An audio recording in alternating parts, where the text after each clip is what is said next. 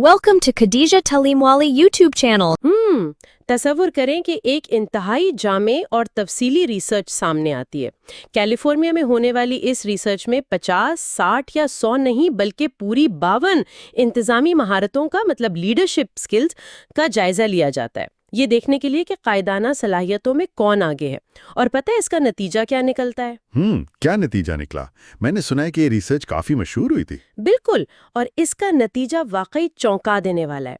उन 52 में से 42, जी हाँ 42 इंतहाई अहम महारतों में खवातीन मर्दों को वाज़े तौर पर मात दे देती हैं। अरे वाह, 52 में से 42, ये तो बहुत बड़ा मार्जिन है। हाँ ना, चाहे वो काम का आला मयार बरकरार रखना हो, मुश्किल अहदाफ का तयन करना हो या अपनी टीम की रहनुमाई करना हो, हर चीज़ में खवातीन का पलड़ा भारी था। लेकिन और देखें, यहीं से सारा तजाद शुरू होता है। जब बात कैरियर में तरक्की की आती है, कॉर्पोरेट की सीढ़ियां चढ़ने की आती है, तो वो अचानक कहीं गायब हो जाती हैं। जी बिल्कुल, ये एक बहुत बड़ी हकीकत है। और आला ओहदों पर नजर दौड़ाएं तो वहाँ ज्यादातर सिर्फ मर्द ही मर्द नजर आते हैं। तो आज के इस तफसीली जायजे में हम उसी सवाल को खोजेंगे। बतौर खातून मैं खुद ये सोचने पर मजबूर हो जाती हूँ कि अगर काबिलियत में कोई कमी नहीं बल्कि वो कई लिहाज से बेहतर कारकर्दगी दिखा रही हैं, तो वो ऊपर क्यों नहीं पहुँच पाती? देखिए, ये एक ऐसा सवाल है जो किसी भी बाशऊर इंसान को सोचने पर मजबूर कर देता है। जब हम काबिलियत और मेहनत के जो रिवायती पैमाने हैं ना, उनको देखते हैं तो खवातीन इन पर पूरी उतरती हैं, लेकिन फिर भी कोई ऐसी चीज जरूर है जो उनका रास्ता रोक के खड़ी है। सही, कोई नजर ना आने वाली दीवार। बिल्कुल, और इसी उलझन को सुलझाने के लिए आज हम एक इंतहाई अहम तहकीकी दस्तावेज पर बात करेंगे। ये रिसर्च 2013 में ओबामा मीरो जॉन कोलाडे और ओबासन केंदे ने की थी, और ये नाइजीरिया की तामीराती सनत यानी कंस्ट्रक्शन इंडस्ट्री पर मबनी है। अच्छा, तो इस रिसर्च के जरिए हमारा मकसद क्या होगा? हमारा मकसद इस तसव्वुर की तहों तक पहुंचना है जिसे हम समाजियात में ग्लास सीलिंग या शीशे की गैर मर्ई छत कहते हैं। हम जानेंगे कि ये छत कैसे काम करती है। ग्लास सीलिंग यानी एक ऐसी रुकावट जो बज़ाहिर नज़र तो नहीं आती, लेकिन जब आप ऊपर की तरफ उड़ान भरने की कोशिश करते हैं तो आपका सर उससे टकराता है और आप वहीं रुक जाते हैं। बिल्कुल सही कहा आपने। लेकिन मेरे जहन में एक सवाल आ रहा है, इस सब में नाइजीरिया की तामीराती सनत का ही इंतखाब क्यों किया गया? इस खित्ते और इस मखसूस इंडस्ट्री में ऐसा क्या खास है? ये बहुत अच्छा सवाल है। नाइजीरिया का इंतखाब इसलिए बहुत अहम है क्योंकि ये एक उभरती हुई मईशत है, और वहाँ की हुकूमत बाकायदा तौर पर इस बात की वकालत कर रही है कि स्ट्रैटेजिक और फैसला साज ओहदों पर कम अज कम 35% खवातीन की शमूलियत होनी चाहिए। अच्छा, यानी पॉलिसी की सतह पर, सरकारी सतह पर एक दबाव मौजूद है? जी हाँ, बिल्कुल। खवातीन वहाँ तालीम हासिल कर रही हैं, रिवायती शोबों में तो आगे आ रही हैं, लेकिन जब बात आती है तामीरात, कानकुनी या तेलो गैस जैसे भारी भरकम शोबों की जो रिवायती तौर पर मर्दों के ज़ेरे तसल्लुत रहे हैं, तो वहाँ खवातीन अब भी निचली सतह पर ही फंसी हुई हैं। तो वो एंट्री लेवल पर तो आ जाती हैं मगर उससे आगे नहीं बढ़ पाती। बिल्कुल, और देखें, इल्म की असल ताकत सिर्फ आदादो शुमार को रटने में नहीं है, बल्कि उन असबाब को, उस क्यों को समझने में है कि आखिर ऐसा होता क्यों है। तो चलिए फिर इस क्यों की तह में चलते हैं। जब हम ये सुनते हैं ना कि खवातीन को तरक्की नहीं मिल रही, तो जहन में सबसे पहला ख्याल यही आता है कि शायद उन्हें नौकरी ही नहीं दी जाती। हाँ, ये एक बहुत आम तासुर है। या फिर वो पुराना और घिसा पिटा उसूल कि उन्हें मर्दों के मुकाबले में कम तनख्वाह पर रखा जाता है, जिसकी वजह से वो शायद मायूस होकर ये इंडस्ट्री छोड़ देती हैं। तो क्या इस तहकीक में भी यही बात सामने आई कि कंस्ट्रक्शन कंपनियों के दरवाजे ही खवातीन के लिए बंद है? नहीं, दिलचस्प बात यह है कि तहकीक के नताइज उस आम तासुर की मुकम्मल नफी करते हैं। वाकई? जी, अगर हम सर्वे का डाटा देखें तो जवाब दहनगान की एक बहुत बड़ी अक्सरियत, तकरीबन 67.4% लोगों का ये मानना है कि मुलाजमत देने के अमल में यानी हायरिंग के वक्त मर्द और औरत के दरमियान कोई तफरीक नहीं की जाती। अरे वाह, ये तो काफी बड़ा नंबर है। यानी भर्तियां खालिस्तन काबिलियत की बुनियाद पर हो रही हैं? बिल्कुल, और इससे भी ज्यादा हैरानकुन इंकशाफ ये है कि तनख्वाहों के मामले में भी बराबरी है। 52.8% लोगों ने इस बात से इख्तलाफ किया कि एक ही ओहदे पर काम करने वाले मर्द और औरत की तनख्वाह में कोई फर्क है। जरा एक मिनट रुकिए, ये बात तो मेरे लिए वाकई بہت حیران کن ہے۔ ہم تو ہمیشہ یہی سنتے آئے ہیں نا کہ پے گیپ یا تنخواہوں کا فرق سب سے بڑی دیوار ہے۔ جی، عام طور پر یہی سمجھا جاتا ہے، لیکن انٹری لیول پر نہ تو دروازے بند ہیں اور نہ ہی مساوی تنخواہ کا کوئی مسئلہ ہے۔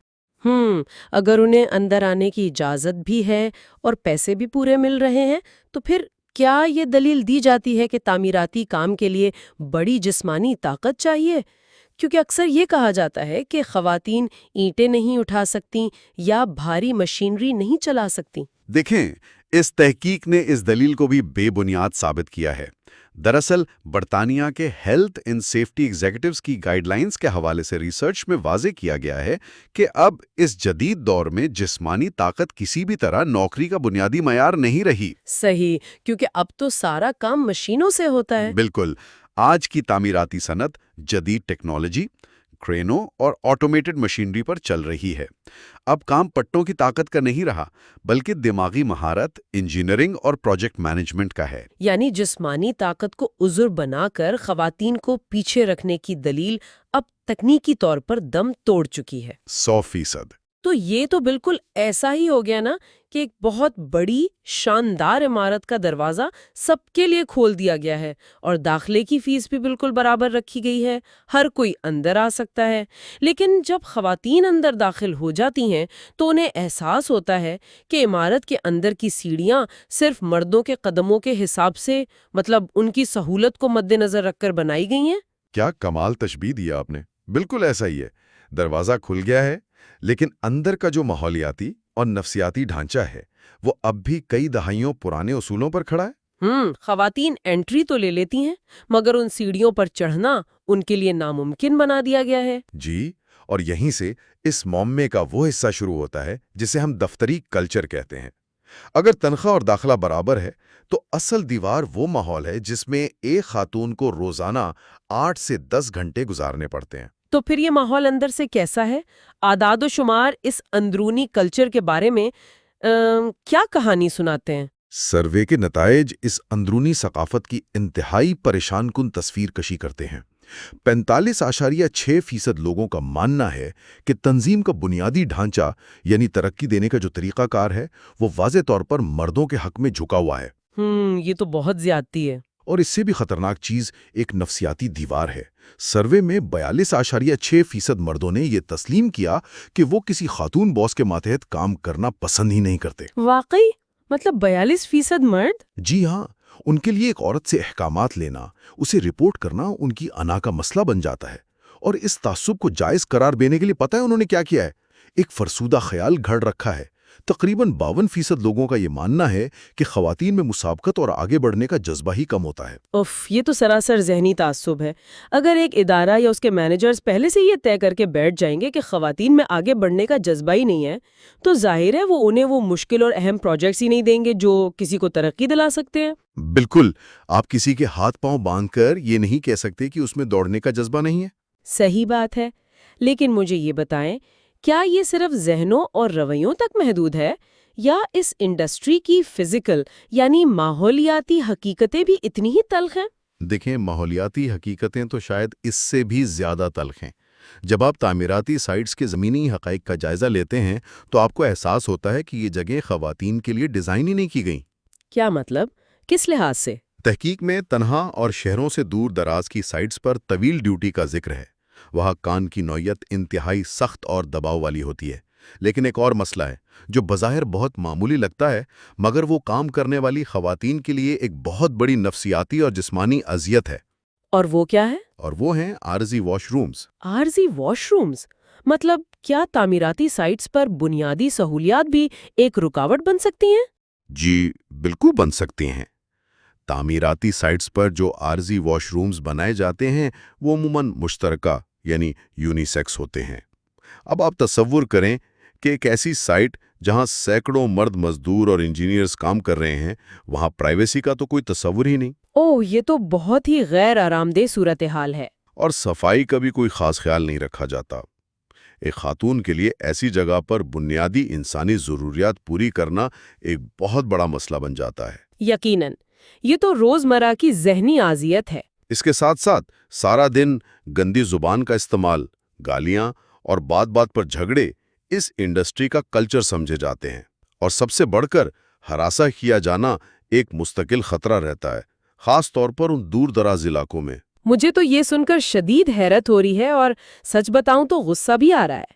एक तरफ हम बड़े फख्र से कहते हैं कि मौक़े सबके लिए बराबर हैं और दूसरी तरफ एक ऐसे गैर महफूज, नामुनासिब और तौहीन आमेज माहौल को इंडस्ट्री की रिवायती सख्ती का नाम दे देते हैं। बिल्कुल, इसे कल्चर कहकर जायज करार दे दिया जाता है। ये तो वाज़े तौर पर एक ऐसा बॉयज़ क्लब है जिसके ज़वाबित और सहूलियात जानबूझकर इतने मुश्किल रखे गए हैं कि ख़वातीन के लिए वहाँ सांस लेना भी महाल हो जाए और वो थक आकर खुद ही इस्तीफ़ा दे दें।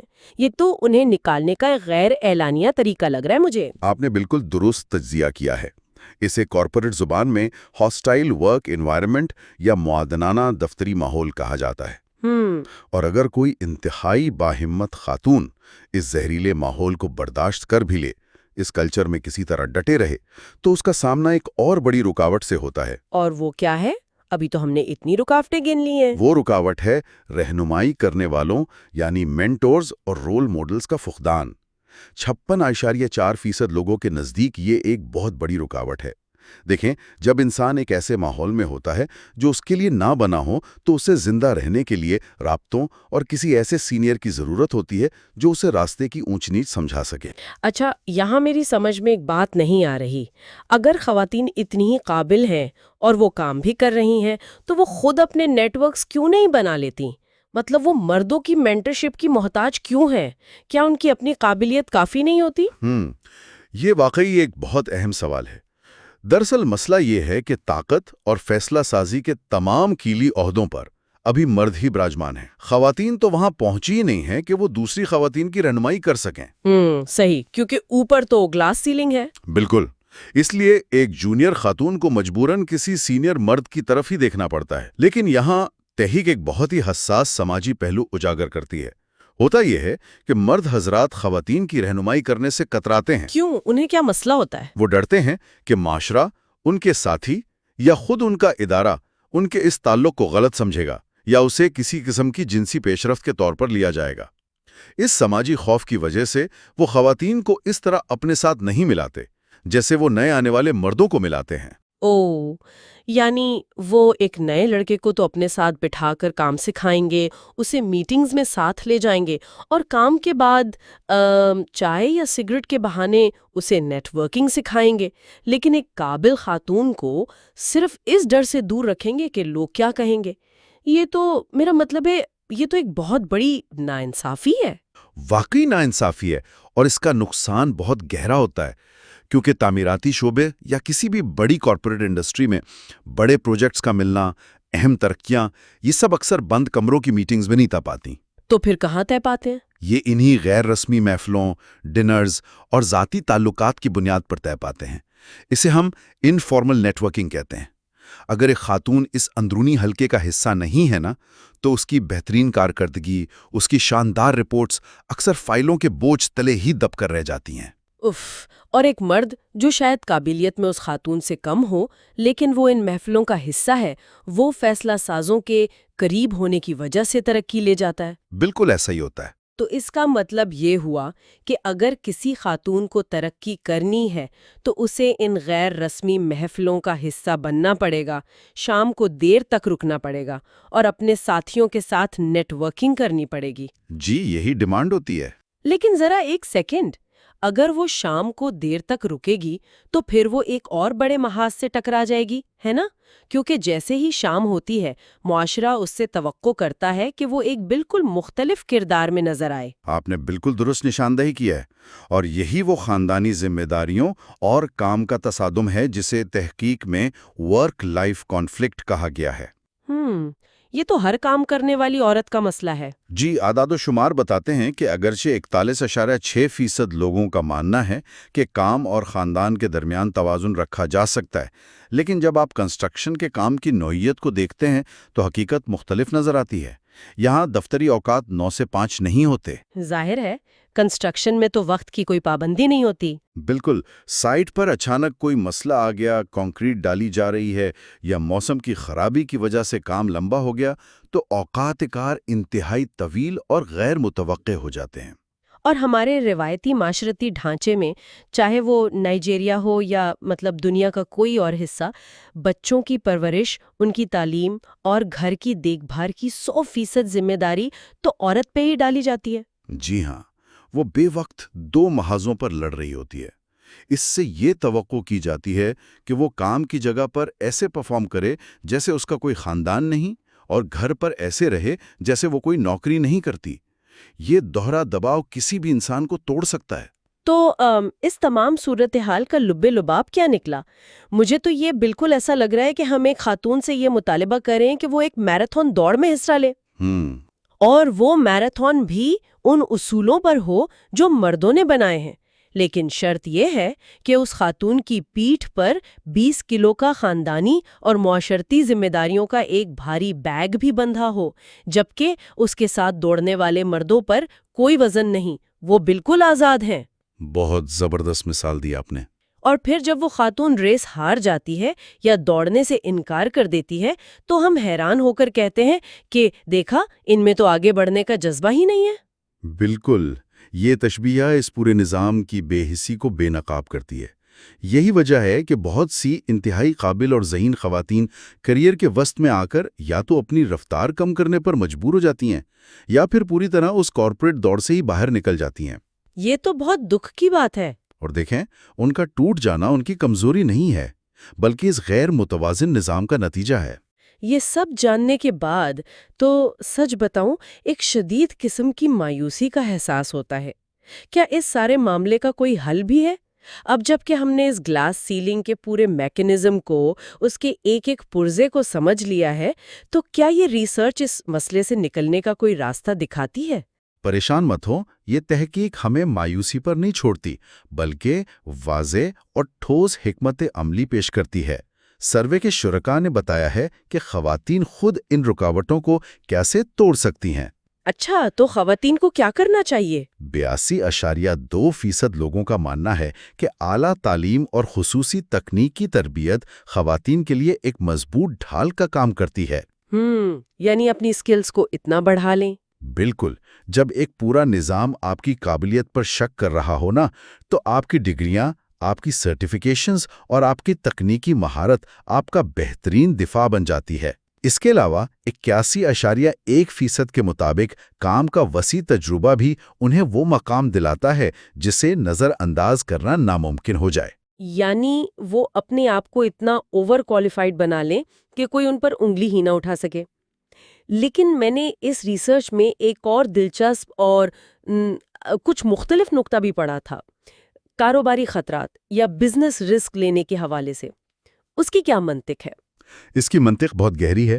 عام طور پر معاشرے میں خواتین کو قدامت پسند، محتاط اور خطرات سے بچنے والا سمجھا جاتا ہے۔ ہاں، کہ وہ سیف پلے کرتی ہیں۔ جی، تو 79.2% لوگوں کا ماننا ہے کہ جب خواتین اس روایتی سوچ کے برعکس جرات مندانہ فیصلے کرتی ہیں، مشکل اور چیلنجنگ پروجیکٹس اپنے ہاتھ میں لیتی ہیں اور محسوب شدہ خطرات یعنی کیلکولیٹڈ رسکس لیتی ہیں، تو وہ یکدم فیصلہ سازوں کی نظر میں آ جاتی ہیں۔ اچھا، اس سے یہ تاثر ٹوٹتا ہے کہ وہ صرف محفوظ کھیل کھیلنا جانتی ہیں۔ بالکل۔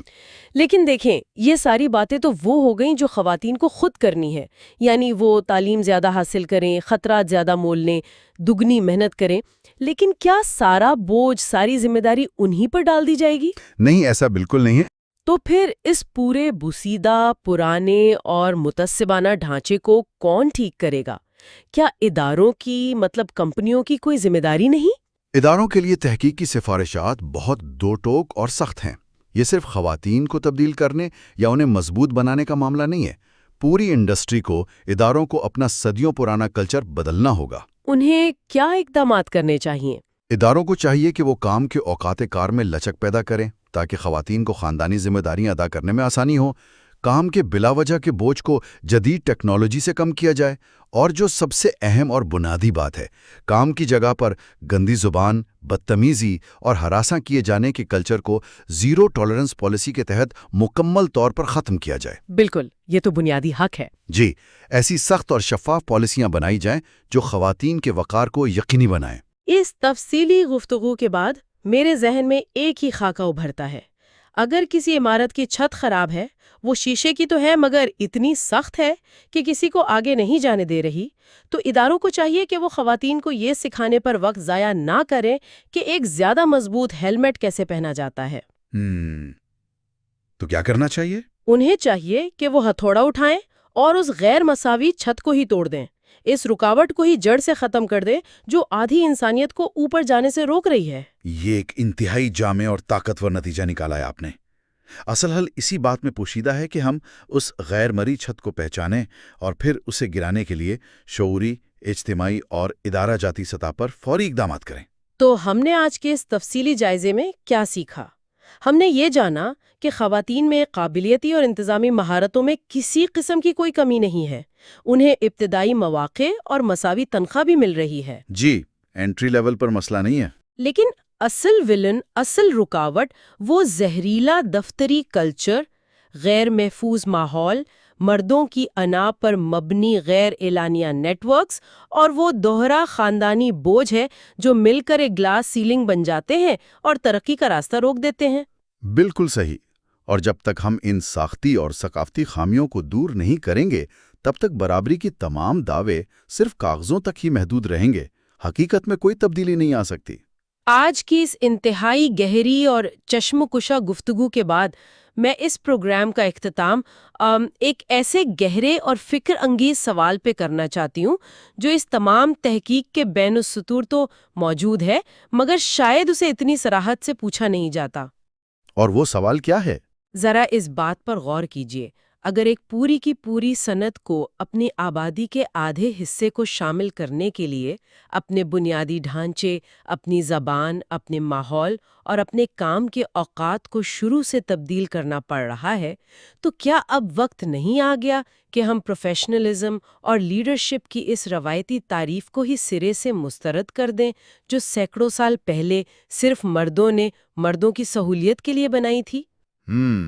یہ تو بہت گہری بات ہے۔ کیا ہمارے کام کرنے کی یہ نام نہاد اور فرسودہ معیارات ہی دراصل وہ سب سے بڑی گلاس سیلنگ ہے جنہیں ہم دیکھ نہیں پاتے؟ یہ واقعی ایک ایسا طاقتور سوال ہے جو کارپوریٹ دنیا کی بنیادوں کو ہلا کر رکھ دیتا ہے۔ یہ ہمیں سوچنے پر مجبور کرتا ہے کہ کیا ہم نے کامیابی کو ماپنے کے پیمانے ہی بنیادی طور پر غلط بنا رکھے ہیں۔ یہ ایک ایسا پہلو ہے جس پر بہت سنجیدگی سے بحث ہونی چاہیے۔ یقیناً اس پر مزید غور و فکر کی ضرورت ہے۔ امید ہے کہ اس تفصیلی جائزے نے تمام سننے والوں کو اپنے ارد گرد موجود اداروں اور معاشرتی رویوں کو ایک نئے تنقیدی زاویے سے پرکھنے کی دعوت دی ہوگی۔ اس پر سوچئے گا ضرور۔ ہمارے ساتھ اس علمی سفر میں شریک رہنے کا بہت شکریہ۔ ملتے ہیں اگلے تفصیلی جائزے میں۔ Thank you for watching Khadija Talimwali YouTube channel.